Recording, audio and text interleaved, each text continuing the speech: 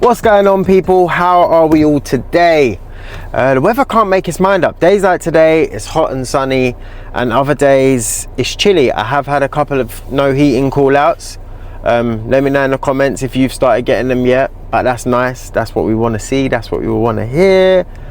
Nothing else going on. I've got my selected DNA video coming up, which will be really cool to show you guys of how you can protect your tools. This job, as expected and as promised, is the recall one from last week. If you haven't watched that, go back and watch part one. Otherwise this one, it will make sense, but it will make even more sense. It'll be more gratifying if you watch that first and then come back to this. So let's jump straight into it. So we are back at this one, which you saw last week or maybe the week before, depends when it gets uploaded. I'll show you the fault now. It's a different fault now.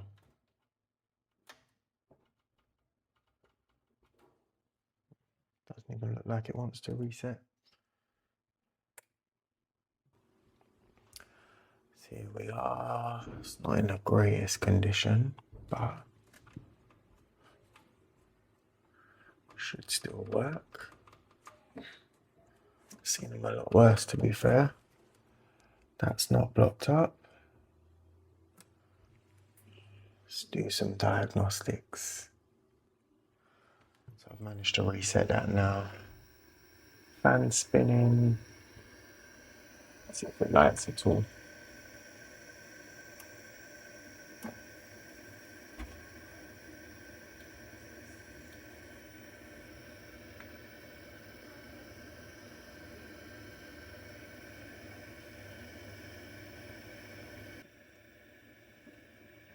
So we've got flame there.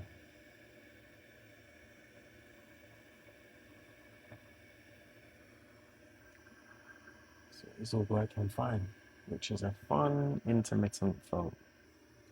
So first things first, let's check the pressure. We've got 18 millibar, which we need at least 18, well, maybe 19. So that's all good, but worth checking. So on these boilers with ignition fault, what you want to be looking at is the condense line. Make sure that's not blocked. They've got a little sensor on there. I'll show you in a minute. Let me show you now. Hope you could see it. Make sure that's not damp or anything or corroded. You want to check the electrodes, gas pressures, burner.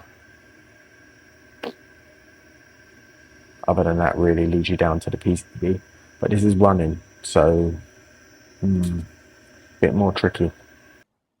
So where it's intermittent, my first look would be just looking at everything and crossing off anything I can.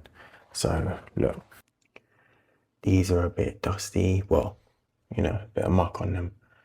So although I don't think that's the problem, I'll give them a clean. Same as the burner.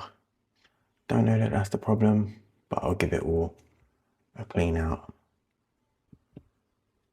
And then we'll start doing other checks.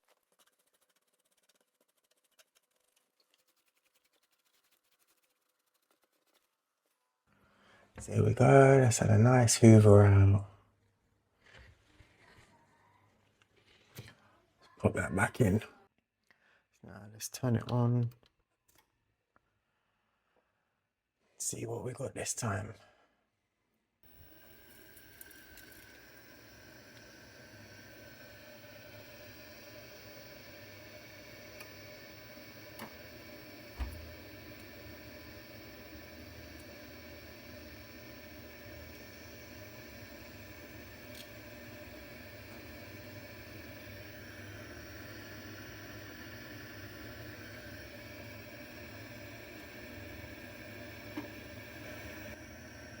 So that's fired up okay.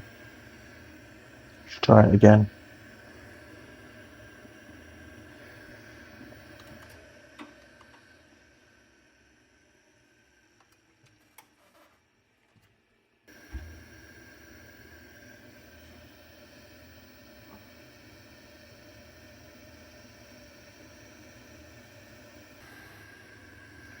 Hopefully that's it then. Can't really see it being anything else. It's sparking okay, spark gap's alright. Yeah, all we can do is leave it and see. Now let's take a look at the shower. I'm going to pop the front on as well. Make sure that the airflow is all okay and it fires up with the case on. Case is all back on.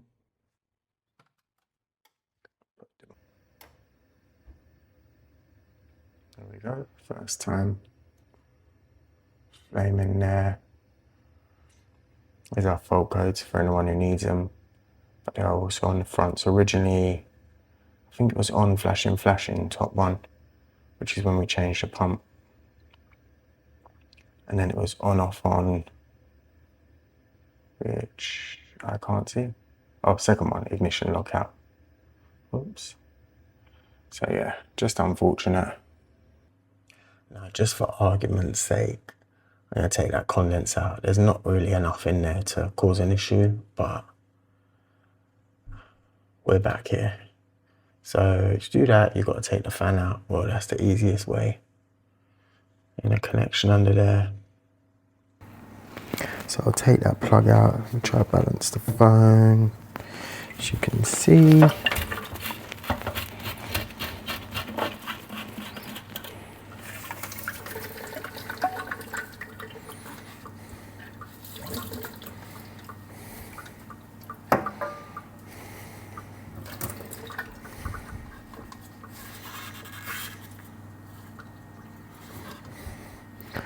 Run some water through there, but it's pretty clear. They're both relatively dry, but I'll give them a little blowout as well. So there we go, that's all cleaned out, completely clear now. You can't really see it, but all the muck is there. Power's back on. Central heating demand's back on. There we go. Lit first time. So other than the PCB, not really anything else it can be. Possibly the rectification, but it shouldn't really dip out after a while. They said it's running for a bit, then dipping out. Let's run it while I go and look at the shower. So you might remember this, we're back here. Power's on.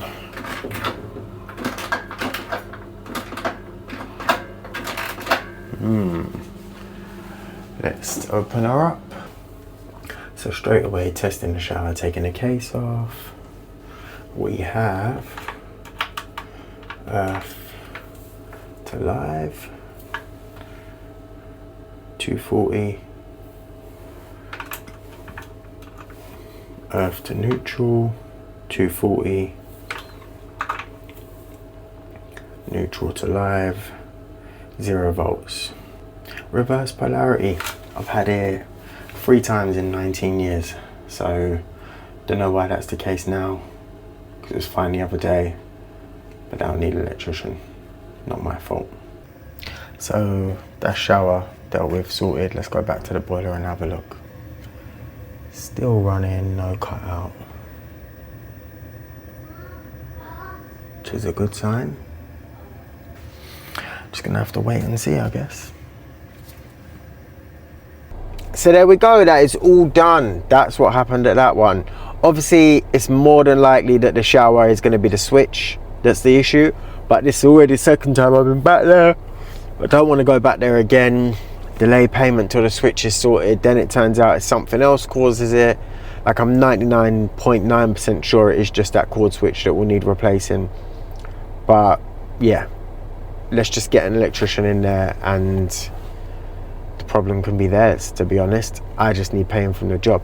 So to clarify some things as well from last week, because remember we said, what do you do in this case? We know it's a separate fault. Do you charge, do you not? In the interest of customer relations, it's a new customer. In the interest of it is what it is, I didn't charge for the second visit. Obviously I've given my advice of what's needed doing, explained that it's unrelated, and they then paid 48 hours later. Yeah, 48 hours later, which did annoy me a little bit, I'm not gonna lie. I felt like that should have been, well, I felt like it should have been paid last week, but I felt like it then should have been paid same day. But nevertheless, we're done, we're paid, and my card reader has come out a lot more this week. So yeah, there are some other jobs I filmed this week as well, but I'm going to save them for another video. It was nice to like wrap this up. Again, any potential customers watching, I'm not moaning about the customers, lovely people, really nice people, but it was a grey area. Well, it wasn't even a grey area, it's just lots of conflicting information, as you'll probably even see in the comments from last week. That what do you do when there's a recall that's unrelated? Do you charge, do you not charge, when things should be paid? And that's my standpoint on it. Jump in the comments again, see what you think of the situation, let me know what you would have done. Always interested to see what others would do. And like, share, comment, subscribe. Come back next week for this week's videos or last week's video, I don't know. Come back and yeah, keep doing the stuff to support. Appreciate it.